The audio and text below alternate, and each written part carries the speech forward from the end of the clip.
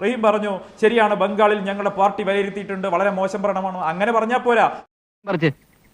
ഓ ഏമാനായിരുന്നോ? സ്ഥലമുണ്ട്, ഞാൻ അറിഞ്ഞില്ല. മുഖ്യമന്ത്രി എന്തുകൊണ്ട് മറുപടി പറഞ്ഞില്ല? ഇന്ത്യയിലെ CPM-ന്റെ ഏറ്റവും പ്രധാനപ്പെട്ട നേതാവ് ഇന്നും മറുപടി പറയേണ്ടിയിരുന്നത് ഒരു കാലത്ത് 35 വർഷം തുടർച്ചയായി നിങ്ങൾ ഭരിച്ചിട്ടുള്ള ഈ കഴിഞ്ഞ തെരഞ്ഞെടുപ്പിൽ 22 MLA-മാരുണ്ടായിരുന്ന ബംഗാളിൽ എന്തുകൊണ്ട് വിനു ഇവിടെ ആവർത്തിച്ച് പറയുന്നത് പോലെ ഒരു വട്ടപൂജ്യം, അതിനേക്കാൾ വലിയൊരു വട്ടപൂജ്യം എങ്ങനെ ബംഗാളിൽ നിങ്ങൾ ആയി എന്നുള്ളതിന് ഒരു മറുപടി പറയണ്ടേ? എങ്ങനെ ഈശ്വര, ഇതൊക്കെ എന്റെ തലയിലാവൂലോ? അതെങ്ങനെ നിന്റെ തലയിലാവണം? പിന്നെ നീ കയറിയേക്കോ?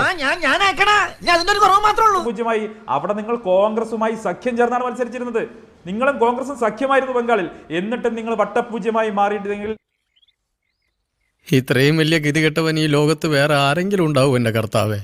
അതിന് മറുപടി പറയേണ്ട അദ്ദേഹം റഹീമിനല്ല, മുഖ്യമന്ത്രിക്കായിരുന്നു. കാരണം അദ്ദേഹം ഇന്ത്യയിലെ CPM-ലെ ഏക മുഖ്യമന്ത്രിയാണ്, PB മെമ്പറാണ്, ഏറ്റവും പ്രധാനപ്പെട്ട രാഷ്ട്രീയ നേതാവാണ്, CPM-ന്റെ ദേശീയ നേതാവാണ്. അദ്ദേഹം മറുപടി പറയണമായിരുന്നു, പറഞ്ഞിട്ടില്ല. ഒന്ന്. രണ്ട്, റഹീം പറഞ്ഞു ഞങ്ങൾക്ക് തമിഴ്നാട്ടിൽ 2 MLA-മാരെന്ന് പറഞ്ഞു. ആരുടെ പിന്തുണയിൽ കിട്ടിയ MLA-മാരാണ്? തങ്കക്കുറവേ, നമ്മൾ ഈ നാണം കേട്ടല്ലോ. ജ്യോതികുമാർ ചാമക്കാരുടെ പാർട്ടിയുടെ പിന്തുണയിൽ കിട്ടിയ 2 MLA-മാർ. അവിടെ BJP-ക്ക് 4 MLA-മാരുണ്ട്. അവിടെ BJP-യുടെ വനിതാ നേതാവ് അവിടെ പരാജയപ്പെടുത്തിയത് ആരാ?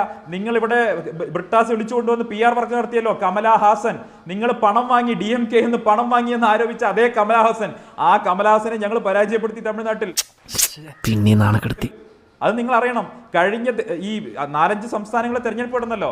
ഞങ്ങൾക്ക് ഈ തെരഞ്ഞെടുപ്പ് നടക്കുന്നതിന് മുമ്പുണ്ടായിരുന്ന 64 MLA ആണെങ്കിൽ ഇന്ന് 151 MLA ഉണ്ട്.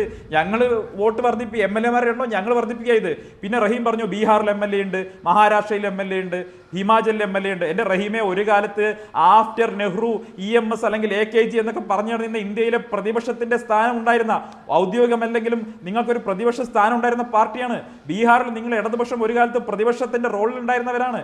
അവിടുന്നൊക്കെ കുറഞ്ഞ് ഇപ്പോൾ ഇത് കേരളമാണ് എന്ന് പറയേണ്ട അവസ്ഥയിലേക്ക് നിങ്ങൾ എത്തി. നിങ്ങൾ തകർന്ന് തരിപ്പണമായി കഴിഞ്ഞു. ആദ്യം ഈ സംസാരിക്കുന്ന വ്യക്തിയെ ആദ്യം അറസ്റ്റ് ചെയ്ത് ലോകപ്പിലാണ്. ഇത് ഇടങ്ങേറായിട്ട് കഴിഞ്ഞു. ബംഗാൾ, നിങ്ങൾ 35 വർഷം ഭരിച്ച ബംഗാളിൽ വലിയൊരു വട്ടപൂജ്യം വാങ്ങി വന്നിരുന്നിട്ട്, അതും കോൺഗ്രസിനൊപ്പം മത്സരിച്ച് ആസാമിലെ ഒരു സീറ്റിന്റെ കാര്യം പറഞ്ഞു. ആരുടെ കൂടെയാണ് മത്സരിച്ചത്? ജ്യോതികുമാർ ചാമക്കാരുടെ പാർട്ടിയുടെ കൂടെയാണ് മത്സരിച്ചത്. അപ്പൊ ആര് തമ്മിലാണ് വാങ്ങലും വിൽക്കലും നടന്നത്? നിങ്ങളുടെ അഖിലേന്ത്യാ നേതൃത്വവും, അതായത് പിണറായി വിജയൻ ഉൾപ്പെടെയുള്ള CPM-ന്റെ അഖിലേന്ത്യാ നേതൃത്വമാണ് കോൺഗ്രസിനോട് സഖ്യം ചേരാനുള്ള അനുമതി കൊടുത്തത്, അല്ലേ?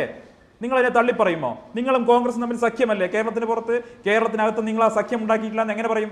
നിങ്ങൾ മറുപടി പറയും. പാലക്കാട്ട് നിങ്ങളുടെ വോട്ട് എവിടെ പോയി?